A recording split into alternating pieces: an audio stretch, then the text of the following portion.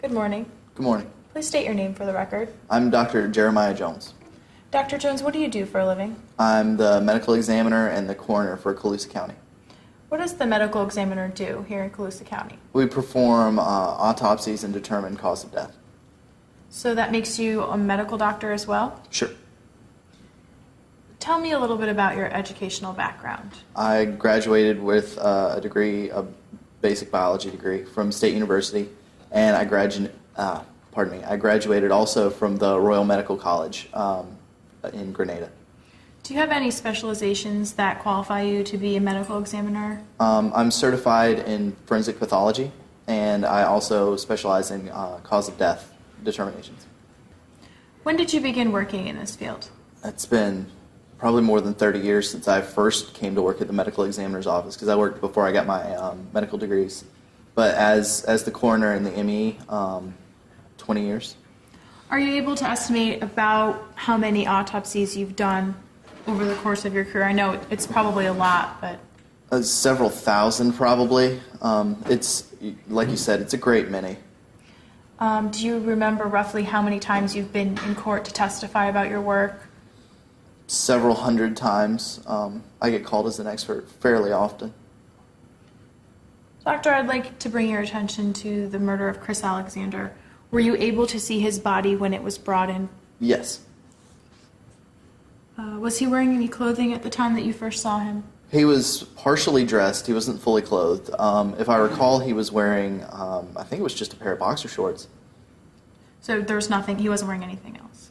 Not that I recall, no. Do you recall the condition of his body when you saw it?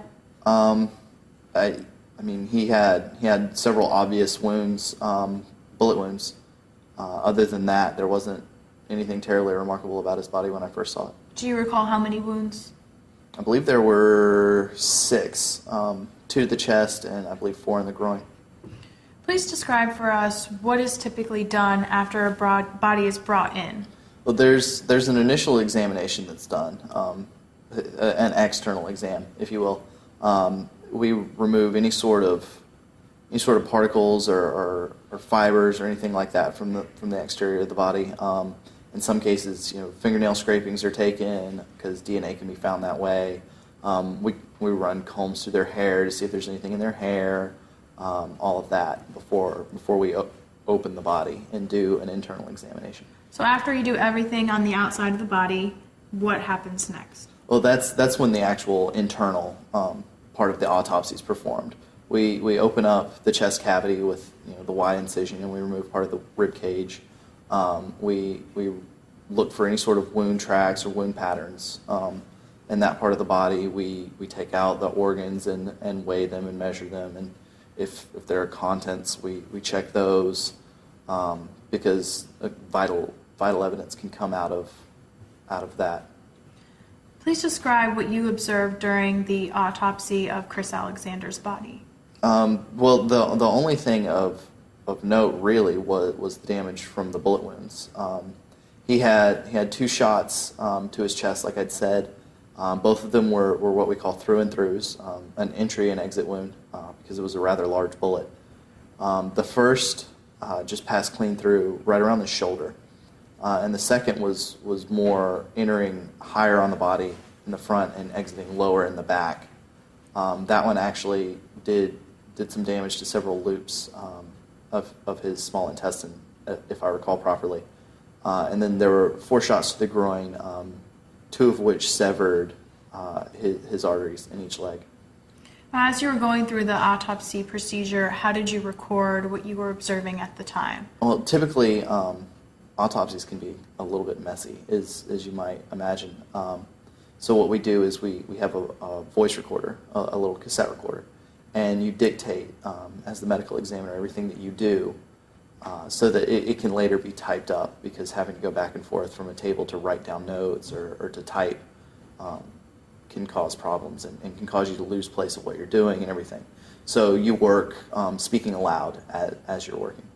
And then do you type that report? It's very, very rare that I type reports. I typically turn the tapes over to a secretary. Now, after you were done doing the external and the internal examination and dictating your findings, what was your ultimate opinion as to what caused the death of Chris Alexander? He exsanguinated as a result of having his femoral arteries severed from his gunshot wounds. Now, most of us here are not familiar with the medical terms, so can you please explain what exsanguination it was you said? He essentially bled out. He lost so much blood that he was no longer able to stay alive. So he died from blood loss due to his wounds? Correct. And what degree of certainty do you have as to this cause being the reason why Chris Alexander died? I'm absolutely certain. There's no other injuries, no other anything that would have caused this man's death. Your Honor, a copy of State Exhibit 1 has been provided to opposing counsel. May I approach the witness? Dr. Jones, I'm handing you what has been pre-marked as State Exhibit 1.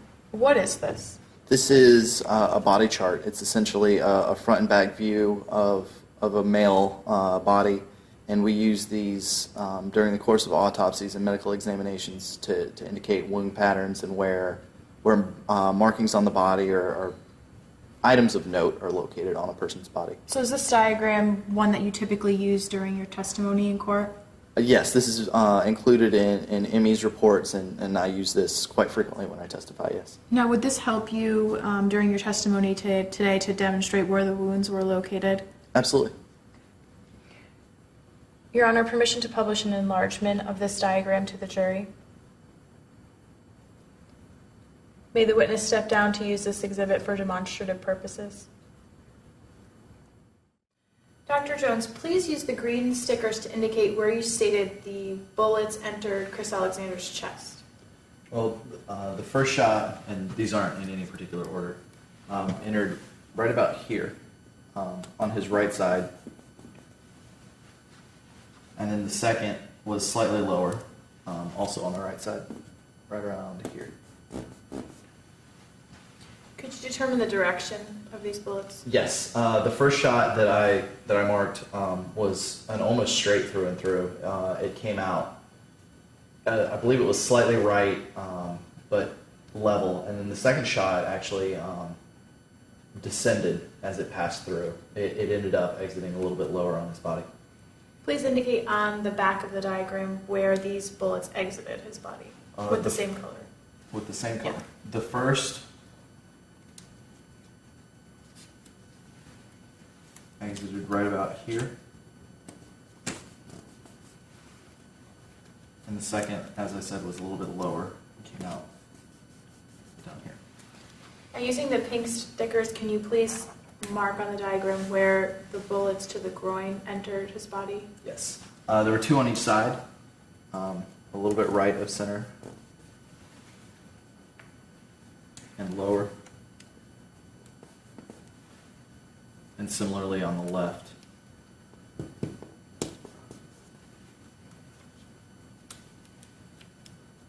Lower. Using the same color, please indicate where the groin bullets exited his body. Those were directly through and through. Very little angle, very little deviation left or right.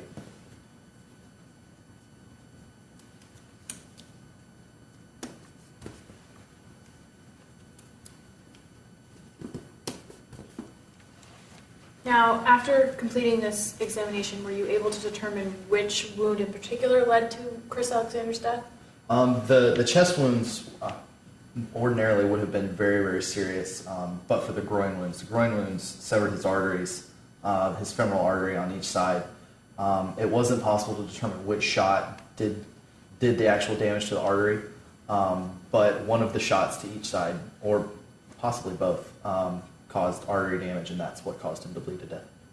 And when you say femoral artery, you mean that was hit by the bullet? Yeah, the bullet would pass through the arteries that run up through your legs and into the core of your body, and one bullet that went through each side of the groin caused damage to each artery, respectively, on each side.